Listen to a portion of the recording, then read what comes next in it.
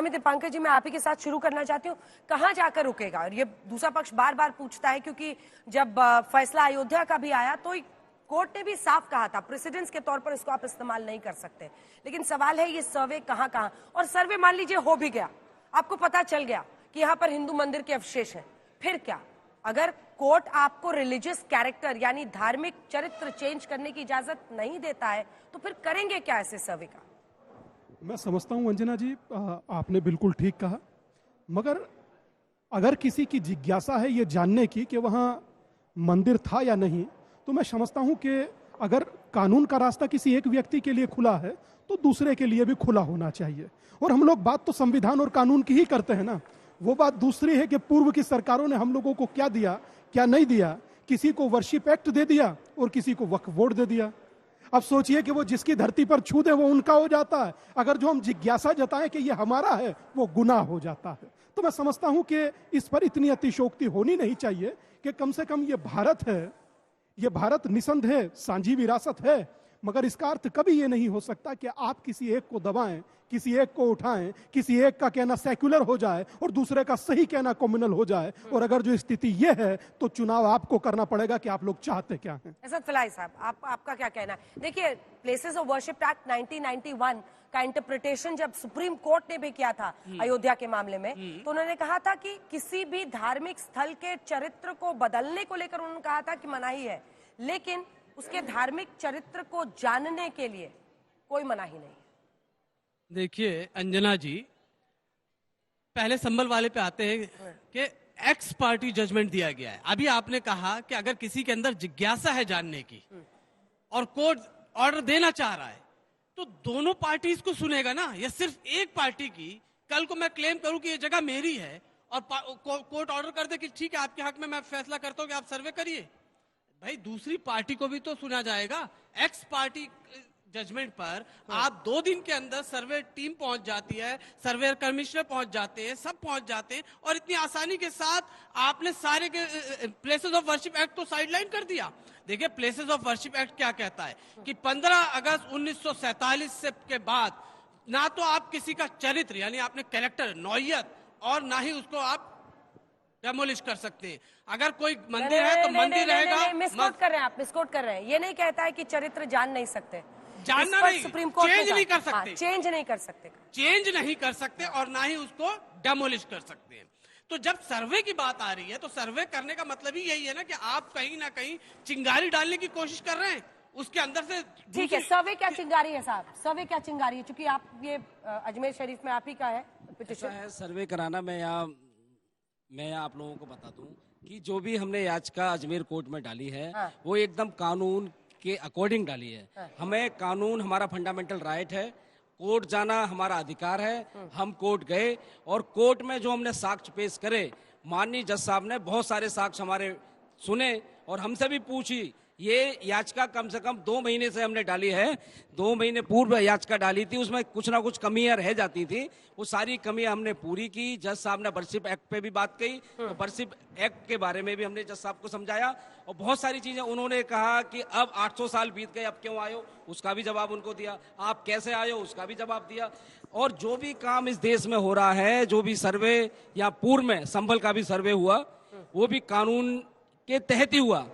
अभी मोदी जी कह रहे थे कि एक्स पार्टी ऑर्डर कर दिया। जब आप कोर्ट के संबंध पे, कोर्ट के नोटिस पे नहीं आओगे तो एक्स पार्टी ऑर्डर तो होता ही है, उसमें कोई दो राय वाली बात नहीं। आपको आना चाहिए, जवाब देना चाहिए, नहीं दे पा रहे आप। वो संभल पे बात कर रहे हैं, नहीं अजमेर पे बोल रहे हैं, संभल पे बोल रहे हैं। संभल में ऐसा कोई एक्स पार्टी ऑर्डर, सब लोग जानते हैं एक्स पार्टी ऑर्डर कैसे होता है। एक्स पार्टी ऑर्डर जब होता है जब दूसरी पार्टी नहीं पहुंचती है। देखिए, कोर्ट का एक्स पार्टी ऑर्डर होता है, ऐसे नहीं होता। पिटीशन कब दाखिल की गई? पिटीशन जब 19 नवंबर, उसी दिन एक्सेप्ट की गई, उसी दिन ऑर्डर पास कर दिया गया। इतनी जल्दी तो और क्रिमिनल केसेस में अगर करने लगे ना, अगर देश की अदालतें क्रिमिनल केसेस में इतनी जल्दी फैसला सुनाने लगे तो हिंदुस्तान में अपराध होने कम हो जाएंगे। तो आप क्या करोगे? यदि कोर्ट ने किसी के भी कोर्ट ने किसी प्रकार के अंदर आपने सारे जजमेंट पास कर दिए, ऐसा है कोई ऑर्डर, कोई भी सिविल केस में ऑर्डर होता है तो कोर्ट के अकॉर्डिंग वहाँ हुआ, तो आपको क्या करना चाहिए? ऊपरी अदालत में जाना चाहिए था आपको, न कि हिंसा फैलवानी चाहिए थी। ऊंची अदालत में अपील करो। ये हक है, ये अधिकार है, उसके दायरे में आता है कि वो ऐसा ऑर्डर दे सकता है। तभी वहां पर जांच हुई, तभी कोर्ट कमिश्नर की मौजूदगी में इंतजामिया कमेटी के लोग भी मौजूद थे, सबको जानकारी दी गई, सब वहां पर सर्वे में पहुंचे, जो सदर है वहां पर वो भी वहां पर मौजूद थे पूरे टाइम जब ये जांच हुई है। दूसरी बात सबसे बड़ी बात है कि सर्वे को आप लोग इतना बड़ा क्यों बना रहे हैं? मैडम इसलिए अरे सर, सर्वे से कुछ नहीं होता है। जवाब देने देंगे आपने मुझे? देखा अयोध्या में कितना टाइम जवाब लगा। देने देंगे मुझे आप? जवाब जी। दीजिए। तो ये है जवाब कि पहले आप कह रही है कि कोर्ट ने दोनों को सुना। कोर्ट ने दोनों को नहीं सुना, कोर्ट ने मैंने सिर्फ नहीं एक कहा को है सुना। कि दोनों को सुना। आपने अभी कहा कि कोर्ट ने नहीं, दोनों को मैंने सुना। कहा कि कोर्ट आपने को ये अधिकार है कि वो दे सकता है इस तरह का की हियरिंग पर सर्वे का order, x party order, x जिससे पार्टी ऑर्डर। कम्युनल हार्मनी पूरी फैब्रिक खत्म हो आप जाए। इसको टारगेट, आप इसको हाई कोर्ट पे चैलेंज कीजिए। सुप्रीम कोर्ट ने क्या इस कहा बात पे मैं सहमत हूं कि लोअर कोर्ट का जजमेंट जो है वो सस्पेंड रहेगा टिल आपको गलत लगा हाई कोर्ट। तो आपको सुप्रीम कोर्ट आए ना, बाद में हिंसा कराने के बाद सुप्रीम कोर्ट आए, उसी समय हाई कोर्ट जाते आप। हिंसा कराना मंजूर है लेकिन कोर्ट में अपील कराना मंजूर नहीं है। सुप्रीम कोर्ट पहुंचे ना आप। अब बोल लें। सुनिए, पहले आप देखिए, आप लोअर कोर्ट जाना चाहिए था ना। डिस्टॉर्ट कर रहे हैं फैक्ट। लोअर कोर्ट ने नहीं, डिस्टॉर्ट करके नहीं फैक्ट। तो आप अच्छा, पूछिए प्रभु अदालत सुनिए में जरा। अपील करो। आपको ना एक सेकंड, स्टेप बाय बोलिए। स्टेप चलना चाहिए। 3 लाइन में जल्दी 19 से। नवंबर को याचिका दाखिल होती है, उसी दिन उस याचिका की सुनवाई होती है, उसी दिन इजाजत दे दी जाती है कि सर्वे कर लिया जाए। दूसरी पार्टी कहाँ आई उसके सिंपल अंदर? सवाल पूछूं दूसरी आपसे, पार्टी सिंपल को सवाल। कहाँ मौका दिया गया? एक सेकंड दूसरी पार्टी को इंतजामिया कहाँ मौका कमेटी दिया? को वहां पर हामी भरने की जगह हाई कोर्ट जाना चाहिए था। सड़क पे थोड़ी पत्थर लेके आ जाएंगे, वो गए ही नहीं उसके खिलाफ कोर्ट अच्छा, में। अगर आपकी यही बात मान ली जाए मैम, तो आज सुप्रीम कोर्ट ये नहीं कहता कि उस लोअर कोर्ट के जजमेंट को सस्पेंड करके हाई कोर्ट जाइए। हाँ, हाई कोर्ट ही कह रहा जाने का। हाँ, हाँ। उसने लेकिन पिटीशन को उसके सुनी बिल्कुल। जस्टिस संजीव खन्ना जी ने सुना और सस्पेंड किया और कहा कि ये कोई हाई भी कोर्ट एक्शन, फर्दर एक्शन नहीं लिया जाएगा जब तक के हाई कोर्ट में हियरिंग नहीं हाई होती है। कोर्ट प्रोफेसर भुवन जोशी, सवाल ये है कि सर्वे को लेकर सियासत कहां तक सही है, क्योंकि सर्वे कोर्ट के ऑर्डर से हो रहा है। आप लोग कहते हैं ये बीजेपी आरएसएस वाले करा रहे हैं, कैसे करा रहे हैं बीजेपी आरएसएस वाले? अंजना जी, पहले तो बहुत बहुत धन्यवाद कि आज आपने मुझे इन युवाओं के बीच में अपने बहस में बुलाया। जिन युवाओं को चिंता है अपनी शिक्षा की, जिनको चिंता है कि इस कोर्स को करने के बाद जो भी ये विद्यार्थी कर रहे हैं उसके उनको नौकरी मिलेगी, ये चाहते हैं कि देश इस पे चर्चा करे, शिक्षा पे, स्वास्थ्य पे, बेरोजगारी पे। और अगर खोदने का ही संकल्प भारतीय जनता पार्टी ने करा है तो क्यों नहीं खनिज संपदा को खोलते, जिससे कि देश का विकास हो। आज ये देश के जो नौनिहाल हैं वो देख रहे हैं कि हमारा जो माता पिता है खर्चा कर रहे हैं, समय दे रहे हैं, लेकिन देश किस पे चर्चा कर रहा है? देश खोदने चला है। और देश क्या खोद रहा है? सर्वे किस चीज का कर रहा है कि मंदिर के नीचे मस्जिद थे। मैं तो भारतीय जनता पार्टी आरएसएस की बात कहना चाहता हूं। मैं पूछना चाहता हूं आरएसएस के जो सर्वे सर्वायन के मातृ संगठन के मोहन भागवत जी ने क्या कहा था?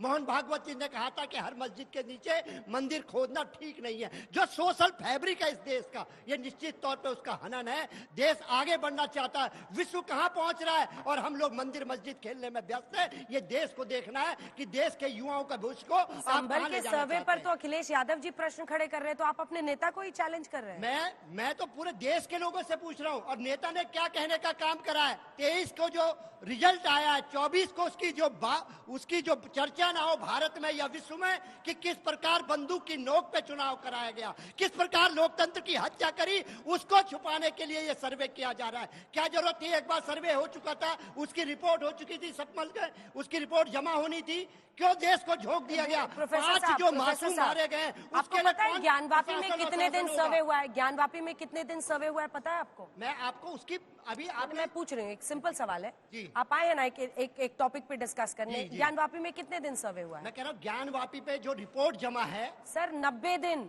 एक दिन में सर्वे नहीं होता है। मैं आप जितने अन्य जगहों पर चाहे भोजशाला हो, कहीं भी सर्वे होता है, अलग अलग दिनों तक सर्वे होता है। कहीं 2 दिन, कहीं 4 दिन, कहीं 10 दिन, स्टेटस है सबका अलग अलग।